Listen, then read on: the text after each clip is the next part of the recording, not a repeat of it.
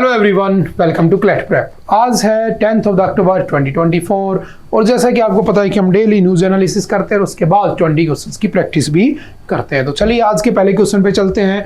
On which day was the foundation day of the Indian air force celebrated recently? किस दिन air force का foundation day था? तो आपको पता होना चाहिए 8 अक्टूबर। और आपको पता है 8 अक्टूबर को क्या बनाया जाता है? एयरफोर्स का फाउंडेशन डे। कब बनी थी एयरफोर्स? 1932।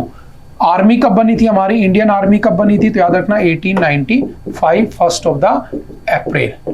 ठीक है। और आपकी जो नेवी है वो कब बनी थी? तो याद रखना 26 जनवरी 1950 को बनी थी, जिस दिन हम क्या हुए थे? रिपब्लिक हो गए थे। तो सिंपल से याद रखना। ठीक है। उसके बाद चलते हैं नेक्स्ट।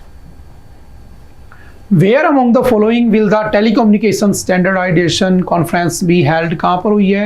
तो सिंपल याद रखना New Delhi. Option number C is the right answer. Simple one liner question है। उसके बाद चलते हैं next. Which of the following countries has received $200 million from the World Bank? World bank कब बना था? तो आपको पता होना चाहिए वर्ल्ड बैंक की फॉर्मेशन कब हुई थी? 1944 के अंदर। वर्ल्ड बैंक का हेडक्वार्टर कहाँ पे है? तो सिंपल याद रखना कहाँ पे है? वाशिंगटन डीसी के अंदर इसका हेडक्वार्टर बना हुआ है। ठीक है। और वर्ल्ड बैंक का आज के दिन करंट हेड कौन है? प्रेसिडेंट कौन है? तो ये भी आपको पता होना चाहिए कौन है आज के दिन हेड इसका? तो आपका अजय बंगा। कौन है? अजय बंगा। ठीक है। Ajay Banga is the current president of the आपका वर्ल्ड बैंक। आपसे पूछेगा एक होता IMF, वो क्या करता है? International monetary fund. तो ये डेवलपिंग कंट्रीज को लोन देता है, ये डेवलप्ड कंट्रीज को लोन देता है। हालांकि दे देते हैं। ठीक है। आपके पास इसने श्रीलंका को दे दिया। ठीक है। कितने रुपए का? $200 मिलियन का। तो option number A is the right answer. Simple याद रखना। ठीक है। ये किसकी फॉर्मेशन कब हुई थी? 1944 में। इसका हेडक्वार्टर भी कहाँ पे है? तो इसका हेडक्वार्टर भी वहीं पर है जहाँ इसका है, वाशिंगटन डीसी के अंदर। सिंपल सा याद रखना। ठीक है। उसके बाद चलते हैं next. Which disease has India officially eliminated as a public health problem according to the WHO certification in October 2024? किसको एलिमिनेट कर दिया गया ऑफिशियली? तो सिंपल याद रखना trachoma. Option number B is the right answer. हालांकि इसके केस बढ़ रहे हैं। In which of the following countries has payment with RuPay card started? कौन सी कंट्री में payment with the RuPay card start हुआ है? तो सिंपल याद रखना आपका option number D Maldives is the right answer. ठीक है। चलो मालदीव्स की कैपिटल क्या है? कमेंट करके बताना। ठीक है। उसके बाद चलते हैं next. Who among the following has won the China Open 2024? तो किसने जीता है चाइना ओपन? तो सिंपल याद रखना Coco Gauff. Option number A is the right answer. Factual data. In which of the following will the Indian Institute of Foreign Trade open its first foreign campus? कहाँ पर इसने पहला foreign campus open किया? तो option number B Dubai is the right answer. ठीक है। Option number B. Next आते हैं। In which of the following countries has Ajit Vinayak Gupte become the ambassador of the India?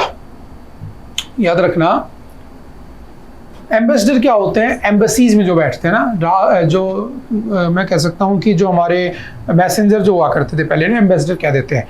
हर देश में हमारी एम्बेसी बनी होती है। याद रखना जो देश कभी ना कभी ब्रिटिश रूल के अंडर था वहां पर हमारा हाई कमिश्नर होता है, और वो देश जो कभी ना कभी ब्रिटिश रूल में थे उसे कॉमनवेल्थ नेशन कहते हैं।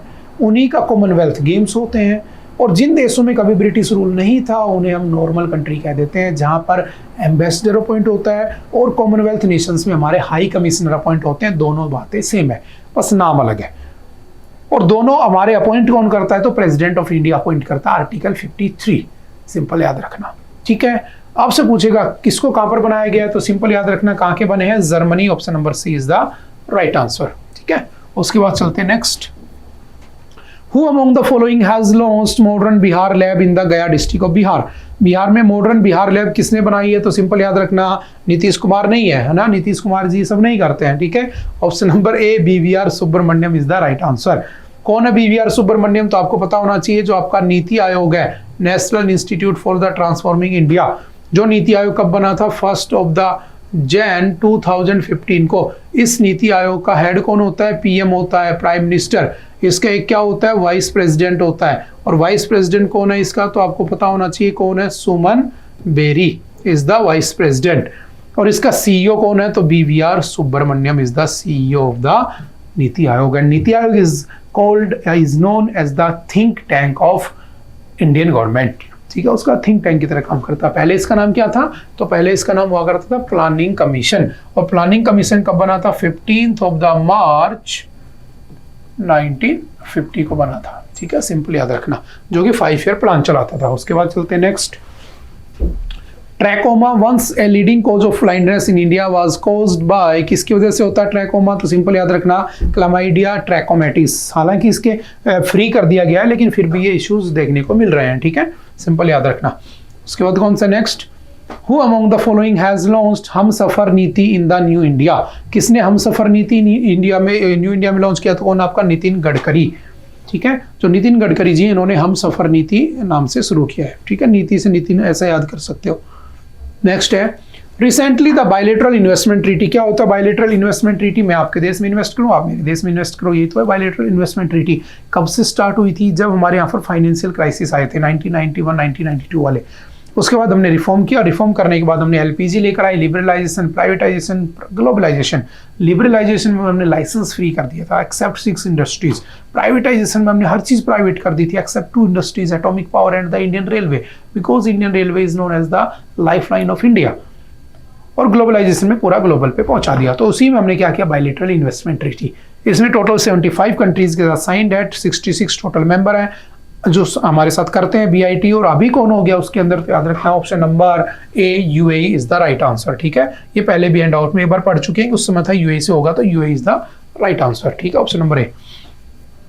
Where among the following will Prime Minister Modi go to attend the 21st ASEAN India Summit? कहाँ पर? तो लाओस ही आज के हैंड आउट में भी हमने, आज के एडिटोरियल में भी हमने डिस्कस किया है। नेक्स्ट है who among the following has been selected for the Nobel prize in the physics? किसको नोबेल प्राइज मिला है फिजिक्स के अंदर? तो सिंपल याद रखना, आपके कौन मिले हैं? Option number A Geoffrey Hinton and John field, दोनों को मिला है। Option number C is the right answer. ठीक है, जब एक बार कंप्लीट हो जाएगा तो हम एग्जाम से पहले पढ़ लेंगे इसको एक साथ। ठीक है, एक लिस्ट बना देंगे। In which of the following countries has the Arctic open badminton competition started? कहाँ पर स्टार्ट हुआ है आर्कटिक ओपन? तो याद रखना आपका option number A Finland is the right answer. उसके बाद चलते next. What change did the RBI to make it to its monetary policy? ये भी हमने आज के एडिटोरियल में डिस्कस किया था। क्या चेंज किया गया? तो कोई चेंज नहीं किया गया, उसको क्या रखा गया? न्यूट्रल रखा गया। Option number B is the right answer. यही तो लाइन सेम टू सेम लिखी हुई थी द हिंदू के न्यूज़पेपर के आर्टिकल में। Who won the 2024 Nobel prize in chemistry? किसको मिला है केमिस्ट्री में नोबेल प्राइज? तो सिंपल याद रखना, किसके लिए? प्रोटीन स्ट्रक्चर के लिए। तो option number B David baker, John jumper and the demise सभी इसको मिला है। Option number B is the right answer. When was the Bhabha atomic research centre founded? ये भी हमने आज के एडिटोरियल में डिस्कस किया था। कहाँ पर फाउंड किया गया? तो सिंपल कब हुआ था? 1952। किसने किया था? डॉक्टर होमी जहांगीर भाभा। कहाँ पर? इसका हेडक्वार्टर कहाँ पे? ट्राम्बे महाराष्ट्र। और उसके बाद 1958 में क्या बना था? DRDO बना था, defence research and development organisation, and the first director of the DRDO was DS Kothari, and the at present कौन है डायरेक्टर? उसका चेयरमैन कौन है? तो याद रखना समीर V कामत। हेडक्वार्टर कहाँ पे? New Delhi. When was the Defense Acquisition Council formed? कब बनी थी डिफेंस एक्विजिशन काउंसिल? तो 2001 के अंदर बनी थी। ठीक है, सिंपल फैक्चुअल डाटा है। In which year ASEAN group was formed after the Bangkok declaration? ये भी हमने एडिटोरियल में डिस्कस किया था। कब बना था आपका आसियान बैंकॉक डिक्लेरेशन के बाद? तो सिंपल याद रखना 1967। Option number C is the right answer. ठीक है, उसके बाद चलते नेक्स्ट। आई थिंक आज के लिए इतना ही था। आई होप कि आपको चीज़ें समझ में आई होंगी। फिर भी अगर कुछ डाउट रहता है तो आप पूछ सकते हैं। ठीक है, okay, bye bye, have a nice day.